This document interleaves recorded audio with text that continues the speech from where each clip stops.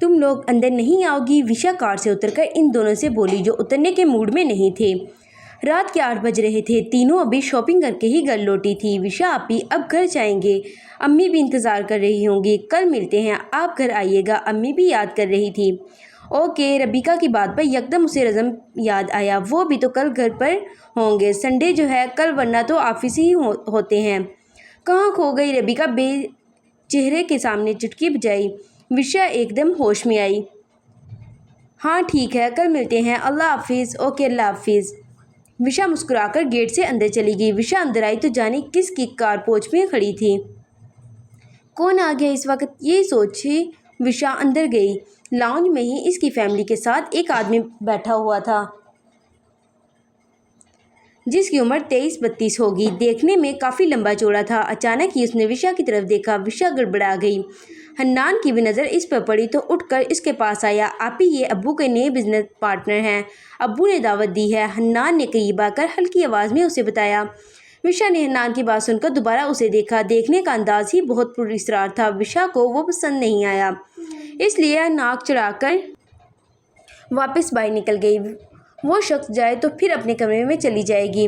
विशा की नाक चढ़ाकर बाहर निकलने पर सोफे पर बैठे शख्स की आंख का रंग बदलकर दोबारा पहले की तरह गोया हुआ। विशा लॉन में आकर टहलने लगी। उफ, क्या मुसीबत है, एक तो अब्बू बिना, क्या ज़रूरत थी घर बुलाने की। विशा अचानक ही चिड़चिड़ी हो गई थी उसे देखकर।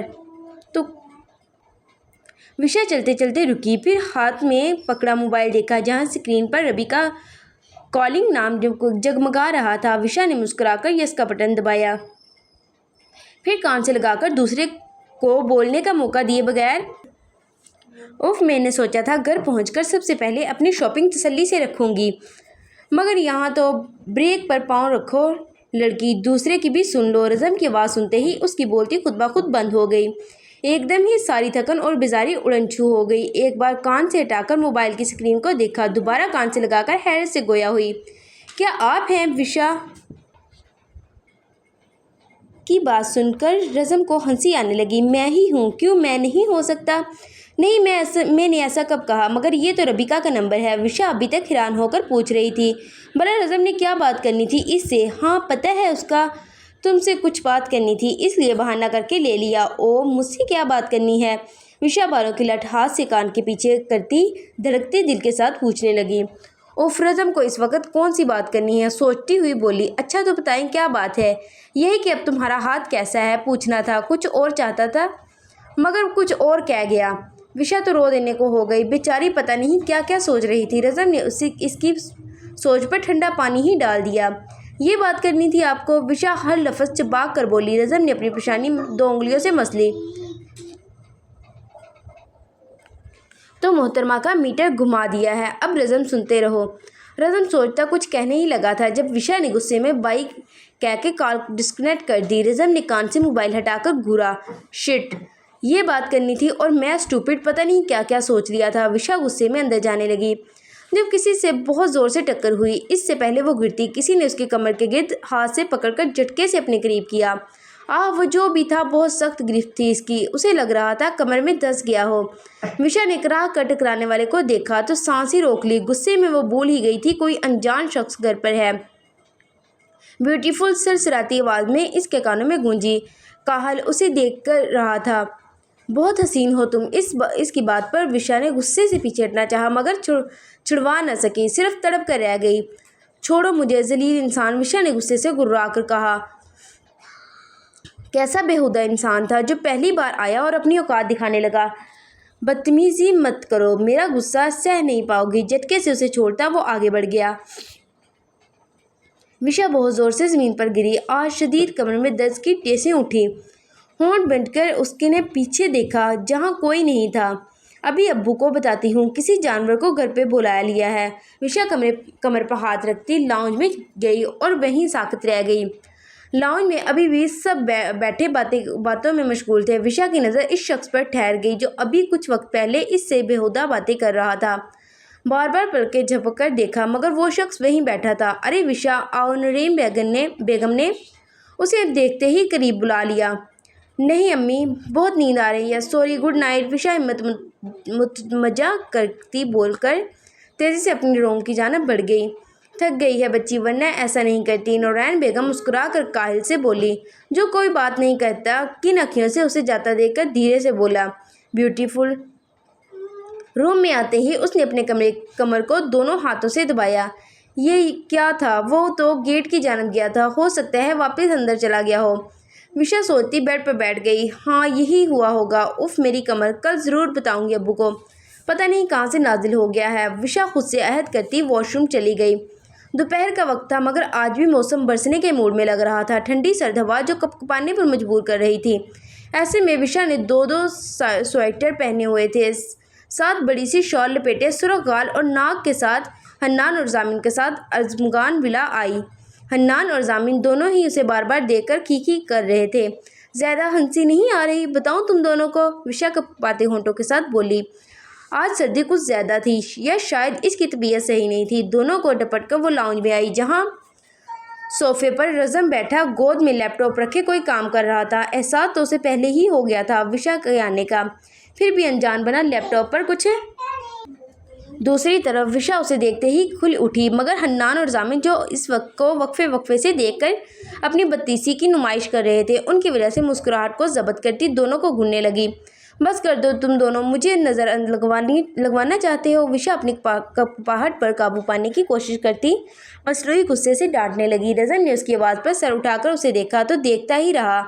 होश में तब आया जब उसके चलने में लड़खड़ाहट महसूस की। बेचारी नाजुक सी गिरी ही इतनी ज़ोर से थी। रज़म ने लैपटॉप बंद करके साइड पर रखा, फिर उठकर उनके करीब आ गया, जो रबीका और आरा से मिल रही थी। अस्सलाम वालेकुम, लगता है आज सारी सर्दी मिस वर्षा अफनान पर आकर गिरी है। रज़म संजीदा सा बोला, मगर आंखों में शरारत वाज़ह थी। बिल्कुल सही कहा आपने। ज़ियाफ़ भी उनके पास आते हुए हंसते हुए बोला। विशा जो रज़म को घूर रही थी अब ज़ियाफ़ को घूरने लगी। तुम मुझे डरा रही हो, ऐसे मत घूरो। ज़ियाफ़ डरने की एक्टिंग करता हुआ बोला। तुम डरने वाले हो भी नहीं, खुद ही जिन हो। विशा तब कर बोली, जिस पर सब ने एक साथ एक सपाट चेहरा के साथ उसे देखा। क्या हुआ, सब ऐसे क्यों देख रहे हो? विशा सबको देखकर सटका गई। कुछ नहीं, चलो, आरा ने जल्दी से कहा, जबकि रज़म अभी तक उसे ही देख रहा था। फिर गहरी सांस लेते इनके पीछे ही सीढ़ियाँ चढ़ने लगा। विशा के पास से गुजरते हुए इसने उसका हाथ पकड़कर दबाया और देखे बिना पास से गुजर गया। विशा जहाँ थी वहीं खड़ी रह गई। जिस्म में यकदम सर्दी का एहसास कम हुआ। हथेलियों में रज़म को छूने से अजीब सा सुकून उतरा। हाय जालिम ने एक बार भी मुड़कर नहीं देखा। विशा बड़बड़ाकर रह गई।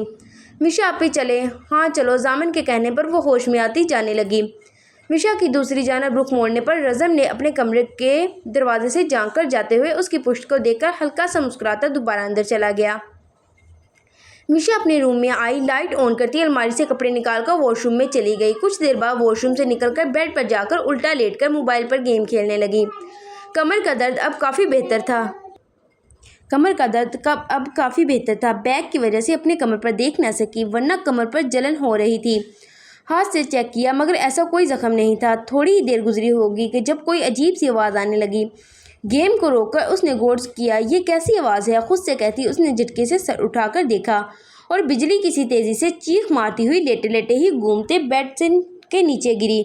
शुक्र था सर पर कुछ नहीं लगा था। विशा के गिरते ही पंखा धड़म से नीचे गिरा।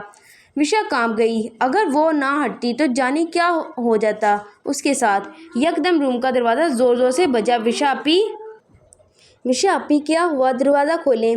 हन्नान के आवाज़ पर विशा हिम्मत करती उठने लगी, मगर पैर हिलाया नहीं जा रहा था, शायद मुड़ गया था। विशा हिम्मत करती खड़ी होती, पैर घसीटते दरवाजे तक पहुंची, जो अभी तक बज रहा था।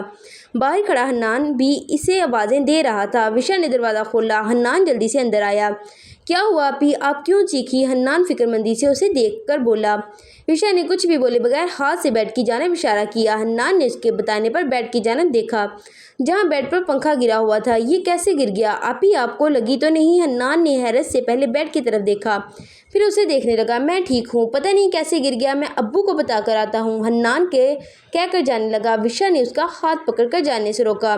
नहीं, रहने दो, वो सो गए होंगे। तुम ऐसे करो, पंखे को नीचे रखने में मेरी मदद करो, एसी तो है। विशा के कहने पर दोनों आगे बढ़ गए। सुबह ही हन्नान ने सबको पंखा गिरने का बता दिया। घर वालों को क्या, उसने रबीका को भी कॉल पर इतला दे दी। रज़म भी सबके साथ ही आ गया। वो जब तक अपनी आंखों से देख नहीं लेता कि वो खैरियत से है, तब तक उसे सुकून नहीं मिलता। विशा को तो पता चला जब वो लाउंज में आई। सब ही बैठे उसके नीचे आने का इंतजार कर रहे थे। रज़म उसे रीलिंग पकड़कर लड़खड़ाकर नीचे आता देखकर बेचैन हो गया। विशा ने नीचे लाउंज में आकर सबको सलाम किया। वालेकुम अस्सलाम। विशा सबसे मिलकर सोफे पर बैठ गई। विशा के सामने ही रज़म बैठा उसे गहरी नज़रों से देख रहा था। विशा उसके देखने से कंफ्यूज हो रही थी। विशा आपी, आपका पैर कितना सूज गया है? क्या आपको चोट लगी है? और हन्नान के बच्चे, तुमने मुझे बताया क्यों नहीं? रबीका की नज़र उसके पैर पर गई तो फिक्रमंदी से हो गई। रबीका के कहने पर सबकी नज़र उसके पैर की जानिब गई जो काफ़ी सूजा हुआ था। रज़म बस होंठ बींच कर रह गया। सबके सामने वो कुछ नहीं कह सकता था। हाँ, वो मैं बेड से तेज़ी से नीचे उतरी तो पैर मुड़ गया। विशा मनमनाकर बोली, जैसे गुनाह कर दिया हो। कुछ लगाया? अफशा बेगम के पूछने पर उसने नफ़ी में सर हिलाया। लेकिन मैंने पेन किलर ली थी। वो तो ठीक है, मगर कुछ लगाओगी नहीं तो सूजन नहीं जाएगी? जी लगा लूँगी। विशा ने मुस्कुराकर जवाब देकर रज़म की जानिब देखा जो उसे घूर रहा था। उफ, घूर ऐसे रहे हैं जैसे मैंने खुद ये सब किया हो। खुद से कहती वो रबीका की जानिब मुतवज्जा हुई। रबीका, चलो भाई लॉन में चलते हैं। विशा रज़म से नज़र चुराकर रबीका को हल्की आवाज़ में बोली, मगर आपका पैर? ठीक है, अब चलो। रबीका की बात को नज़रअंदाज करती विशा खड़ी हो गई। आरा, तुम भी आ जाओ। तुम कहाँ जा रही हो? पैर देखो अपना। नौरैन बेगम उसे देखकर बोली जो बाहर की जानिब जाने लगी थी। मुड़कर अपनी माँ को देखा। लॉन में ही जा रही हूँ और ठीक हूँ, अभी दर्द कम है, विशा की कहकर दोनों के साथ लॉन की तरफ बढ़ गई। तीनों घास पर बैठी हुई थी क्योंकि विशा को शाम ठंडे मौसम में घास पर बैठना बहुत पसंद था। आप दोनों को आंटी अंदर बुला रही हैं। जामिन भागता हुआ उनके करीब आकर फूली सांस के साथ बोला। अच्छा चलो, आती हैं, आरा ने जवाब दिया, जिस पर जामिन सर हिलाता वापस भाग गया। आरा, आप ही चले, वरना कहीं खुद ही ना आ जाए। रबीका हंसती हुई उठ खड़ी हुई। आरा ने भी हंसती साथ ही खड़ी हुई। आप यहीं इंतज़ार करें, अभी आती हैं हम। रबीका विशा को कहती अंदर की जानिब बढ़ गई। विशा जो उठने लगी थी कंधे उचकाकर वापस बैठ गई। 2 मिनट ही गुजरे थे जब पीछे से रज़म की आवाज़ आई। विशा ने मुड़कर उसे देखा जो दोनों हाथ पुश्त पर बांधे उसे देख रहा था। विशा जल्दी से खड़ी हुई, मगर बुरा हुआ पैर दोबारा मुड़ गया। इससे पहले वो मुंह के बल गिरती। रज़म ने जल्दी से कमर से पकड़कर उसे थामा। विशा ने तकलीफ से होंठ भींचकर उसे देखा जो बहुत नज़दीक खड़ा उसे देख रहा था। विशा की आंखों में तकलीफ से आंखों में आंसू झिलमिला गए। रज़म को दुख हुआ उसे तकलीफ में देखकर। दोनों खामोश खड़े एक दूसरे को देख रहे थे। विशा को एहसास हुआ रज़म की पकड़ मजबूत ज़रूर थी मगर सख्त नहीं। रज़म ने हाथ बढ़ाकर उसके गाल पर नरमी से छूकर सहलाने लगा। विशा उसके लमस से यकदम झिझककर पीछे होने लगी। ये क्या कर रहे हैं? कोई आ जाएगा। विशा कांपते लहजे में बोलती पीछे होने लगी। रज़म ने भी फ़ौरन उसे छोड़ा। सॉरी, रज़म ने आहिस्ता से कहा, वो मैं बस तुम्हारा पैर देखना चाहता था। विशा दोनों हाथों को आपस में मसलती अपनी सांस को दुरुस्त कर रही थी जो यकदम उसके इतने करीब आने से तेज़ हो गई थी। विशा ने उसकी बात सुनकर खामोशी से अपना पैर आगे किया। रज़म ने एक नज़र उसके पैर को देखा, फिर बोला, अगर सही ना हो तो मुझे कॉल कर लेना। रज़म ने कहकर उसके हाथ में दबा मोबाइल लिया, फिर उस पर अपना नंबर लिखकर सेव करता वापस जाने लगा। विशा तो हैरत से उसे देख रही थी। रज़म जाते जाते मुड़ा, क्या मैं आज इंतज़ार करूँ तुम्हारी कॉल का? रज़म ने मुस्कुराकर पूछा, जिस पर विशा ने सुर्ख होते चेहरे के साथ गर्दन झुका दी। रज़म की मुस्कुराहट गहरी हो गई। रज़म मुस्कुराकर अंदर बढ़ने लगा जब पीछे विशा के दर्द से कराहने की आवाज़ सुनता तेज़ी से उसके करीब आया। क्या हुआ, तुम ठीक हो? थोड़ा दर्द हो रहा है। रज़म के पूछने पर विशा मुंह बनाकर बताने लगी जैसे इसमें रज़म की गलती हो। रज़म ने मुस्कुराकर धीरे से उसका हाथ पकड़ा। तुम्हारा इलाज अभी कर देता हूँ, रज़म ने कहते साथ लॉन में रखी कुर्सियों में से एक पर बिठाया। खुद उसके पास दोजानों बैठकर पैर पकड़कर ज़ोर से मोड़ा। विशा जो डर कर आंखें मीचे हुई थी यकदम सारा दर्द खत्म होने पर पट से आंखें खोली। विशा ने हैरत से आंखें खोलकर पहले उसे फिर अपने पैर को देखा जहाँ दर्द था ही नहीं। ये कैसे किया? विशा अभी तक हैरान थी। रज़म ने उसे देखा, जादू से, रज़म मजाक से कहता मुस्कुरा कर उठ गया।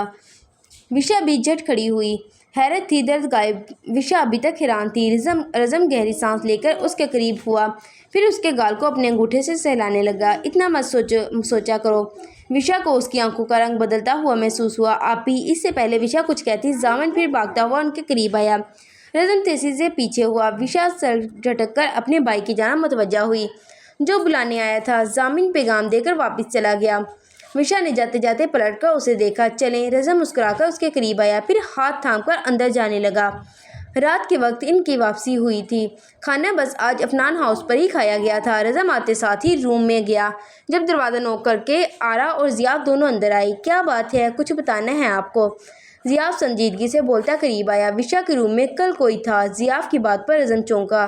क्या मतलब ये किसी ने विशा को नुकसान पहुँचाने के लिए पंखा गिराया, मगर विशा की फुर्ती ने उसे बचा लिया। रज़म की आंखों ने यकदम रंग बदला। मुझे लगता है कोई हमारा दुश्मन ही आया है, और आप तो बहुत अच्छे से जानते हैं हमारा एक ही दुश्मन है। ज़ियाफ़ के कहने पर रज़म की आंखें लहू रंग की हो गई। काहिल सरसराती आवाज़ रूम में गूंजी। विशा बाल बनाकर बेड पर लेटी। जब दूर लाइट चली गई, विशा उठ बैठी। उफ, क्या मुसीबत है। बड़बड़ा कर साइड टेबल से मोबाइल उठाया। जनरेटर अभी चल जाएगा, ये सोचकर मोबाइल लेकर दोबारा लेट गई। व्हाट्सएप ओपन करके रज़म को मैसेज करने का सोच ही रही थी जब मोबाइल ऑफ हो गया। इसे क्या हो गया? अब झंझला कर मोबाइल की साइड बटन पर प्रेस करने लगी। जब जोर से किसी ने उसके बाल मुट्ठी में लेकर पीछे की जानब खींचा। विशा चीखती। इससे पहले ही किसी ने विशा को बेड पर गिराकर तकिया मुंह पर रख दिया। उसकी चीखें अंदर ही दब कर रह गई। विशा की सांस उखड़ने लगी, हाथ पांव मार रही थी, यकीनन छुड़वा नहीं पा रही थी। यकदम उसका मोबाइल रोशन होकर रज़म के नंबर पर कॉल जाने लगी। रज़म जो रूम में गुस्से से टहल रहा था, कॉल आने पर तेज़ी से मोबाइल उठाया। स्क्रीन पर अनजान नंबर आता देखा तो समझ गया विशा होगी, मगर उसे महसूस हो रहा था कुछ गलत हो रहा है। तेज़ी से कॉल पिक की। दूसरी जानब विशा के खौफ से कांपती आवाज़ और तेज़ सांसों की आवाज़ आई। रज़म ने मोबाइल फेंका और तेज़ी से बाहर निकला। रज़म के मोबाइल पिक करने पर दूसरी तरफ विशा के चेहरे से तकिया उसके मुंह से हट गया। कमरा भी रोशन हो गया। विशा पसीने से शराबूर तेज़ तेज़ सांस ले रही थी। जब बालकनी का दरवाज़ा बंद होने की आवाज़ आई, विशा को लगा कोई बालकनी से उसके रूम में आया था। विशा रोने लगी थी। पता नहीं कौन था, किस नीयत से आया था। ये सोच आते ही वो लर्ज गई। तेज़ी से दुपट्टा ओढ़ती बाहर निकली। इस वक्त तो सब सो गए होंगे। विशा को घबराहट होने लगी तो लॉन में आ गई। लॉन की एक ही लाइट ऑन की हुई थी, बाकी चांद की चांदनी हर सू फैली हुई थी। विशा को थोड़ा सुकून मिला। विशा अंदर जाने लगी जब कोई गेट कार से गेट अंदर आई। विशा के चेहरे पर बेसाख्ता मुस्कुराहट दौड़ गई। रज़म का कार रोककर उसे देखकर तेज़ी से उसके करीब आया। खुद पर कंट्रोल करके सलाम किया। वालेकुम अस्सलाम, आप इस वक्त खैरियत? हाँ, वो मैं। रज़म अपनी गर्दन से हिलाता कोई बहाना ढूंढ रहा था। जब विशा हंसती। जब आ रहे थे तो कोई बहाना सोच कर आते। विशा की बात सुनकर रज़म मुस्कुराकर उसे देखने लगा। ओके, मैं तुमसे मिलने आया था। रज़म ने लंबी सांस लेकर उसे सच कह ही दिया। विशा शर्म से सुर्ख पड़ गई। खड़ूस को मेरी याद आ रही थी, विशा के मुंह से बेसाख्ता निकला। रज़म घूरकर देखने पर विशा ने ज़बान दांतों तले दबा ली। रज़म एकदम करीब आया, झुक कर उसके कान के पास हल्की आवाज़ में बोला, अगर मैं कहूँ हाँ फिर? विशा की दिल की धड़कन तेज़ हो गई। रज़म ने उसके गिर्द हाथ ले जाकर थोड़ा और करीब किया। यकदम उसकी आंखें लाल अंगारा हो गई। कोई आया था जिसने उसे हर्ट करने की कोशिश की। रज़म ने खुद पर ज़ब्त किया, फिर पीछे होकर सरगोशी में बोला, विशा इधर देखो। अजब लहजा था उसका। विशा जैसे किसी ट्रांस में चली गई। सर उठाकर उसे देखा। कुछ हुआ है? दूसरे हाथ से उसके गाल को सहलाकर बोला। विशा ने सिर्फ इस बात में सर हिलाया। रज़म को यकीन हो गया कोई आया है जो विशा को नुकसान पहुंचा कर उसे तकलीफ देना चाहता था, मगर वो भूल गया है। रज़म अरज़मगान मिर्ज़ा से पंगा लेना अपनी मौत को दावत देने के मुतराद।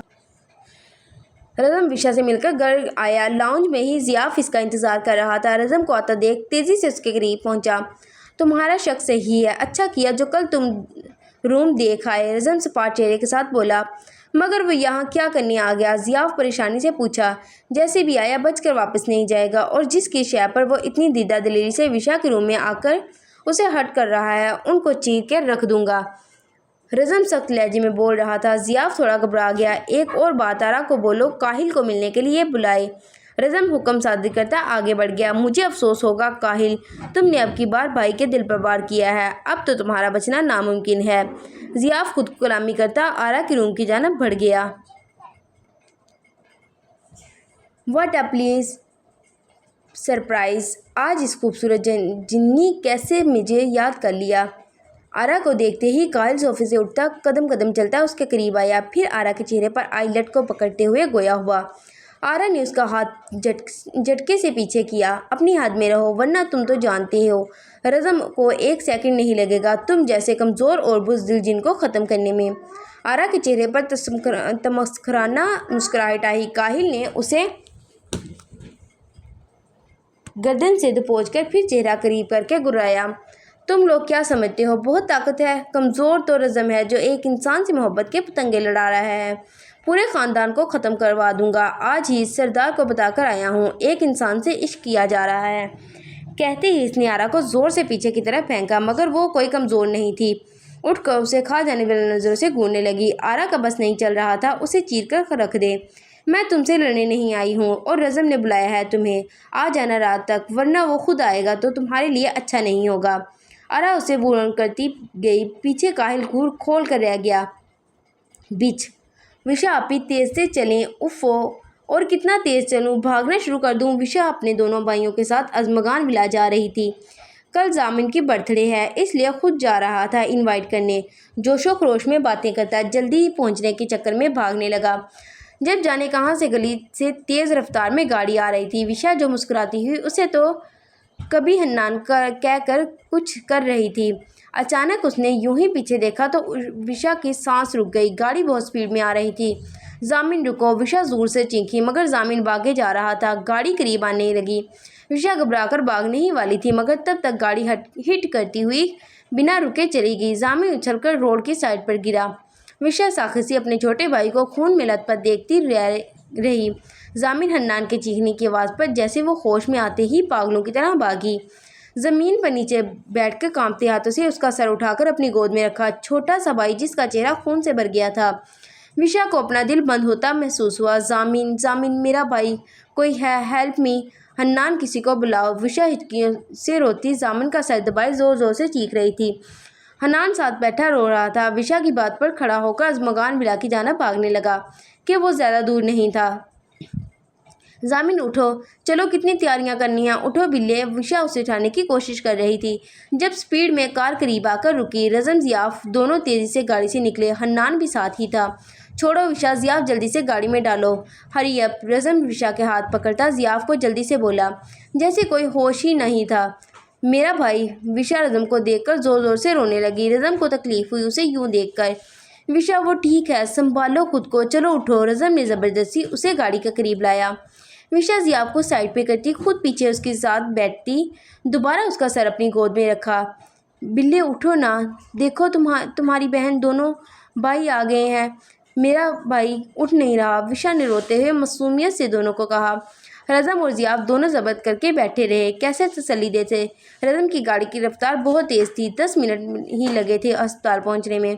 तेज़ी से सामान को गोद में उठाकर अंदर भागे। इमरजेंसी में डॉक्टर ने उसका ट्रीटमेंट शुरू कर दिया। सर फटा था, ये शुक्र था कि कोई पत्थर नहीं लग गया, मगर खून बहुत बहने और खौफ से बेहोश चुका था। रज़म ज़ियाफ़ और हन्नान को वहीं छोड़कर विशा के पास आया जो रोए जा रही थी। रज़म ने उसके कंधों से थामकर बेंच पर बिठाया, खुद उसके सामने दो सानों बैठा। विशा के कपड़े और हाथ खून से भरे थे, जिन्हें देख देख कर उसे होल उठ रहे थे। रज़म ने उसके दोनों हाथ थामे। ठीक है, वो अब खौफ की वजह से बेहोश हो गया है। विशा ने रज़म की बात पर उसकी जानिब देखा। रो रो कर उसने अपना हश्र कर लिया था। रज़म के दिल में टेस उठी। क्या आप सही कह रहे हैं? मेरा भाई ठीक है? हाँ, वो ठीक है, मुझ पर भरोसा है। रज़म ने की बात पर इसने सर में असबात में हिला दिया। मगर मेरी नज़रों से छोटा सा मेरा भाई उछल कर गिरा, कितनी दूर दर्द हुआ होगा उसे। बस चुप, अब एक आंसू ना निकले वरना मार पड़ेगी। रज़म ने हाथ बढ़ाकर उसके आंसू साफ किए। तुम रोते हुए बिल्कुल अच्छी नहीं लग रही। जानती हूँ, विशा गहरी सांस लेकर बोली। रज़म उठकर उसके साथ बैठा। क्या जानती हो?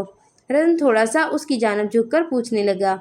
वो उसे बातों में लगाना चाह रहा था ताकि फिर ना रोना शुरू कर दे। यही कि मैं अच्छी नहीं लगती। विशा ने संजीदगी से जवाब दिया। अच्छा, मगर तुम तो मुझे बहुत अच्छी लगती हो, रज़म ने एक जज्बे से कहा। विशा ने गर्दन मोड़कर आंखें फैलाकर उसे देखा, जो उसे ही देख रहा था। क्या हुआ, ऐसे क्यों देख रही हो? क्या मैं तुम्हें पसंद नहीं कर सकता?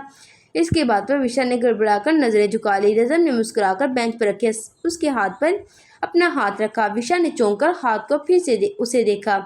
यकदम विशा ने अपने दूसरे हाथ से उसका हाथ पकड़कर अपनी आंखों से लगाया। शुक्रिया आपका, अगर आप ना आते तो। 1 मिनट, इससे पहले वो आगे कुछ कहती रज़म ने बेंच में ही टोका, मैंने अभी कुछ कहा है तुमसे। रज़म ने मसनूई घोरी से के साथ कहा, जानती हूँ। विशा सर झुकाकर बोली, और अभी थोड़ी देर पहले जो कहा वो क्या था? रज़म हैरत से देखकर पूछने लगा। उफ, तंग मत करें, वो ऐसे ही कह दिया था। विशा झंझलाकर बोलती दरवाजे को देखने लगी। उसे रज़म से शर्म आ रही थी। रज़म ने मुस्कुराकर अब की बार उसका हाथ थामा। सबको अस्पताल आने से रज़म ने मना कर दिया था, क्योंकि घर ही जा रहे थे। सर में टांके आई थी और बाजू की हड्डी थोड़ी सी मुतासिर हुई थी। बाकी गिरने से जिस्म में दर्द था। अभी भी गनूदगी में ही था। घर पहुंचकर जामिन को रूम में जाकर लिटाया। रज़म सबको तसल्ली देकर रूम से निकलकर लॉन में चला गया। जब पीछे ही आरा और जियाफ उसके पास आए। क्या हुआ? काहिल मना कर रहा है मिलने से और धमकी दे रहा है। कबीले के सरदार को सब बता चुका है, आरा ने बताया। रज़म की आंखें सुर्ख हो गई। एक और बात, ये इसी का काम है। जामिन का एक्सीडेंट उसी ने किया है। तुम इतने यकीन से कैसे कह सकती हो? जियाफ ने अचानक से पूछा। क्योंकि इसने खुद बताया। मुझे खुद जाना पड़ेगा। रज़म गुस्से से बोलता अंदर चला गया। उसे विशा को देखना था। काहिल अपने फार्म हाउस पर किसी लड़की के साथ हॉल में सोफा पर उसके नज़दीक बैठा कान में सरगोशियाँ कर रहा था। रात के 2 बज रहे थे। लड़की इंसान नशे की हालत में थी। काहिल हर 2 दिन बाद रात में एक नई लड़की लाता और सुबह होते ही उन्हें मार देता। अब उसकी नज़र विशा पर थी। वो उसे यहाँ तक तो ले आता, मगर सबसे बड़ी रुकावट रज़म थी, जो एक ताकतवर जिन था जिसका गुस्सा दुश्मन जिन्नों पर कहर बनकर गिरता था। फार्म हाउस की पिछली साइड पर दम की आवाज़ आई। साथ ही 2-3 हेवले अंदर आने लगे। काहिल को पता ही न लगा जब वो तीनों हेवले इसके सामने आकर खड़े हुए। टाइम्स अप काहिल, रज़म की बारी आवाज़ पूरे हाल में गूंजी। काहिल ने गर्दन मोड़कर सामने देखा, जहाँ जियाफ आरा के साथ रज़म खड़ा उसे ही देख रहा था। काहिल तेज़ी से खड़ा हुआ। तुम्हारी हिम्मत कैसे हुई मेरी जगह पर कदम रखने की? काहिल उसके करीब आता धाड़ा, मगर अंदर से डर भी रहा था। रज़म उसकी बात सुनता एक कदम नज़दीक आया। मेरी हिम्मत की बात छोड़ो, अपनी हिम्मत की फ़िक्र करो। मैंने मौका दिया था तुम्हें। अफसोस। रज़म की बारी आवाज़ और सर्द थी। काहिल बीच में ही बोल पड़ा, और मुझे अफसोस होगा जब तुम और तुम्हारी फैमिली के साथ वो इंसान भी मरेगी। काहिल उसे जज करने के लिए बोला। रज़म ने ज़ोर से उसे पंच मारा। काहिल दीवार से जाकर टकराता नीचे गिरा। रज़म रुक जाओ, ये जानकर तुम्हें गुस्सा दिला रहा है। आरा ने उसके कंधे पर हाथ रखा। अगर रज़म ने उसे मार दिया तो सरदार ने खुद आ जाना था, फिर शायद जाने क्या हो जाता। काहिल उठ खड़ा हुआ। चेहरे पर वही जज करने वाली मुस्कुराहट थी। सुना था इंसान इश्क में कहीं निका नहीं रहता, मगर एक जिन इश्क में बुज़दिल हो गया। वैसे भी तो कमाल की चीज़। काहिल उसे गुस्सा दिलाना चाह रहा था, जबकि रज़म की आंखों में का रंग बदलने लगा। हाथ की मुट्ठियों का सख्ती से बींचे वो ज़ब्त कर रहा था। इस लड़की ने भी किसी से दिल लगा लिया, बेचारी मरेगी। काहिल के कहने की देर थी। रज़म बिजली की तेज़ी से इस पर झपटा। दोनों एक दूसरे को मार रहे थे। जियाफ और आरा दोनों को आगे बढ़कर छुड़वाने लगे। जब रज़म ने दोनों को दूर उछाल दिया, ऐसा लग रहा था जैसे कोई तूफान आ गया हो। काहिल अपने असली रूप में आने लगा। जियाफ रुको, उन्हें मैं नहीं रोक सकता। जियाफ दोनों को देख रहा था। काहिल रूप में आते ही लंबा होने लगा। अगर कोई इंसान इस वक्त देख लेता तो यकीनन अगली सांस नहीं ले पाता। जबकि सोफे पर नशे में पड़ी लड़की मदहोश सी कब से नींद में चली गई, किसी को खबर न हुई। मगर इससे पहले वह मुकम्मल रूप बदलता, रज़म ने तेज़ी से उसकी गर्दन पर वार किया, जिससे काहिल ज़मीन बोस होकर दोबारा से इंसानी रूप में आकर लड़खड़ाकर भागने लगा। रज़म ने दहाड़ कर उसकी गर्दन पकड़कर घुमा दी। रज़म ने उसके वजूद पर ज़ोर से पैर मारा। फिर जियाफ को देखा। जियाफ, जला दो उसे यहीं, मैं इंतज़ार कर रहा हूँ। बाहर निकलता गया। दोनों काहिल को ख़त्म करके रज़म के पास आए, जो मोबाइल पर विशा को टेक्स्ट कर रहा था। मुझे विशा की फ़िक्र हो रही है। काहिल का बाप और सरदार ज़रूर विशा को कुछ न कुछ कर देंगे, क्योंकि इसकी वजह से आपने इसको ख़त्म कर दिया, वरना आपकी कोई ऐसी दुश्मनी नहीं थी। आरा अपना खदशा जाहिर कर रही थी, जो सही भी था। मैं उसे कुछ नहीं होने दूंगा, और अब मुझे कोई बात नहीं करनी। चलो। रज़म सपाट चेहरे के साथ बोलता गेट से बाहर निकल गया, जहाँ गार्ड इंसान बेहोश थे। ये लो तुम्हारे लिए जूस, मैंने सिर्फ तुम्हारे लिए बनाया है, विशा रूम में आती हुई बोली। जामन बेड पर लेटा अपनी आपी को देखकर मुस्कुराया। थैंक यू विशा आपी। विशा ने मुस्कुराकर साइड टेबल पर ट्रे रखकर गिलास उठाकर उसे दिया। विशा आपी, रज़म भाई अच्छे हैं ना? जामिन ने एक सिप लेकर अचानक से पूछा। विशा का रज़म के नाम पर दिल धड़का। हाँ, सभी अच्छे हैं। जामिन कुछ कहता है इससे पहले ही रबिका अंदर आई। मैं तुम्हारे लिए भी लेकर आती हूँ। विशा फ़ौरन खड़ी हुई। अरे नहीं, मैं तो यूं ही कह रही थी। हाँ तो यूं ही पी भी लेना, मैं आती हूँ। विशा मुस्कुराकर रूम से बाहर निकल गई। किचन में आकर जूस मुलाजमा के हाथ भिजवाया और खुद अपने रूम में आ गई। दरवाज़ा लॉक करती ही उसे महसूस हुआ कोई और भी रूम में है। घबरा कर उसने लॉक खोलना चाहा जब कान के पास रज़म की आवाज़ सुनाई दी। विशा तेज़ी से पलटी और सीधा उसके सीने से टकराई। आप? विशा की आंखें हैरत से पूरी खुल गई। रज़म मुस्कुराता उसकी आंखों में झांक रहा था। क्यों, मैं नहीं हो सकता? रज़म ने उसकी आंखों में ही झांक कर पूछा। आ सकते हैं, मगर एक लड़की के रूम में यूं चोरों की तरह आना कोई अच्छी बात नहीं है। विशा ने नाक चढ़ाकर कहा। रज़म ने घूरा। तुम मुझे चोर कह रही हो? नहीं, मैं तो आपको ही चोर कह रही हूँ। विशा ने आंखें पटपटा के कहा। रज़म ने उसके कमर के गिर्द बाजू हाल करके उसे करीब किया। ये चोर तुम्हें चुरा कर ले जाना चाहता है, जहाँ तुम और मैं हूँ। रज़म सरगोशी में बोल रहा था। विशा की सांस तेज़ होने लगी। रज़म मुस्कुराकर अपनी पेशानी उसके पेशानी से टिकाकर उसे देखने लगा। विशा, मुझसे शादी करोगी? रज़म ने दोबारा सरगोशी की। विशा ने उसकी सवाल पर मुस्कुरा कर नज़रें झुका ली। रज़म को उसका जवाब मिल गया था। थैंक्स। रज़म की आवाज़ खामोशी में गूंजी। कहाँ जा रहे हो तुम? सरदार ने काहिल के बाद से कहा, जो गुस्से में पागल हो रहा था। रज़म ने उसके बेटे को मारकर जला दिया। ये पता चलते ही वो उसे मारने के जा रहा था। तुम भूल रहे हो, इस सब की वजह वो लड़की है। उसे ख़त्म कर दो, तुम्हारा बदला पूरा हो जाएगा। रज़म को भी पता चल जाएगा किसे अपने को खोने की तकलीफ़ क्या होती है।